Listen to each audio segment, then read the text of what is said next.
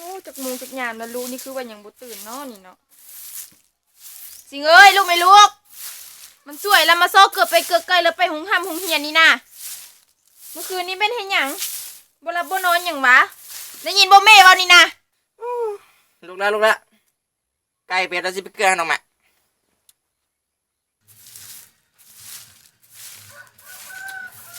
มีอย่างเจ้าก็แม่โอ้ยแม่ปลุกลูกมาเกือบเป็ดเกือบไก่นี่ให้แม่แล้วไปอาบน้ำกินข้าวแล้วไปหงห้ำหงเฮียนหั่นเดี๋ยวไปเกลือให้ดอกอย่าซื้อเว้ายากเว้าซาได้ลูกเอ้ย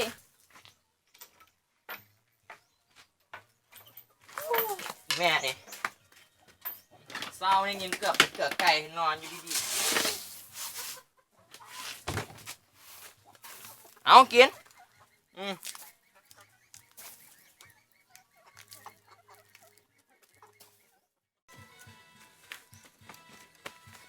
แม่เอาเงินได้ไหมสวยแล้วไปฟ้าตั้งใจห้ามใจเฮียนแน่นะ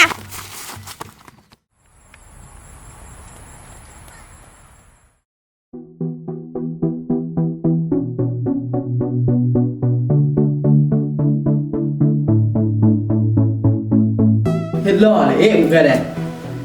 มันล่อเนาะฉันรู้สาวใช่ไหมวะล่อตายแล้วมีอย่างแบบนี้โอ้เล่นฟ้องเล่นเฟย์แบบสิละเส้นผู้สาวอันนี้ก็มาผู้สาวแง่อันนี้ก็ได้โอ้ยพูดไม่ได้ซุปนะเอาแล้วของมึงเนี่ยโอ้พูดมันเบิดแล้วอ๋อมามาอ๋อหมดนั่นนะ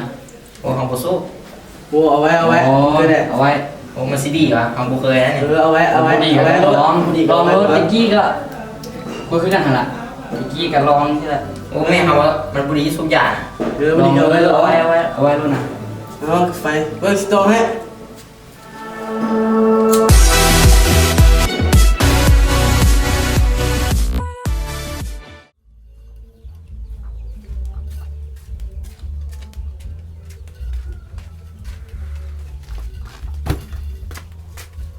จะเป็นหิมสะสู้ซาสายเนาะลูกนี่เนาะ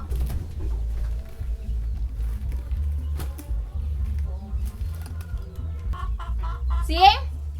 มานี่ดู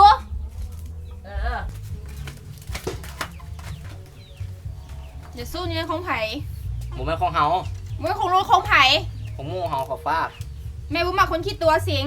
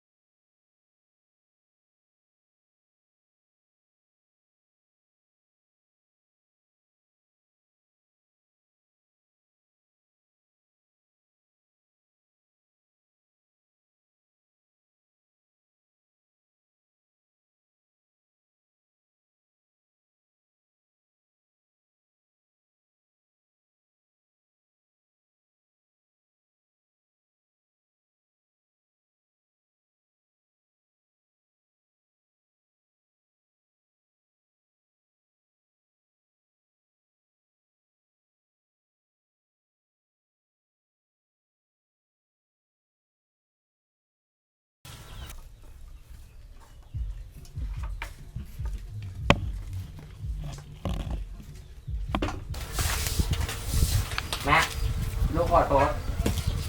ลูกไปใส่หมาสันสิง แต่ที่งานมู่มา ลูกอย่าไปยุ่งกับหมู่พวกนั้นอีกแม่บ่มาก เขาสิเบิดยุ่งเขาแล้วเขาขอโทษแม่ ก็ดีแล้วสนะกินข้าวกินน้ำมาแล้วบอก ยัง ไปซอกกินข้าวกินน้ำไป